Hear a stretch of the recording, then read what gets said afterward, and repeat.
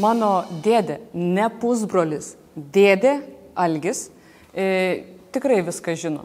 Jis niekada nesako nežinau, niekada nebejoja, visada turi nuomonę, patarimų, bet kokia tema, bet kokiu klausimu. Ir aš susižavėjus klausiau, dėdė, sakau, kaip, iš kur? YouTube'as, radija, laikraščiai, Facebookas.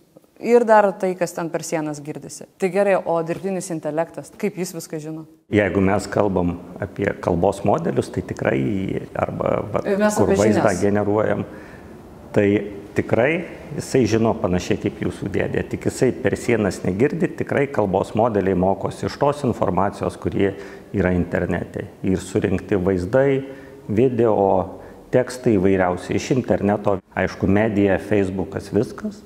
Ir iš to tie modeliai yra apmokomi. Ir tada jie tiesiog tuo pagrindu, mes jai kažką parašėm, jie pratęsė mūsų sakinį taip, kaip būtų panašiausias pratęsimas, kokį jie rado daugybėje milijarduose pavyzdžių. Tai jie tokie prisitaikėliai didžiuliai, šnipinėja, ką mes sakom ir bando mus kažkaip kopijuoti, tokie kaip daugiausia būtų sakyta. Tam tikra prasme tai yra tokia ideali plagiato mašina, kuri perskaitė viską, kas yra, nieko nesuprato visiškai, bet atsimena puikiai, tarkim, kiekvieno žodžio vietą sakinyje, visuose sakiniuose, kur perskaitė, visuose tekstuose. Ir tada pagal tai parenka. Jeigu mes pasakėm 3 žodžius, jisai parenka, kokia didžiausia tikimybė 4 žodžio, 5 ir taip pratęsia.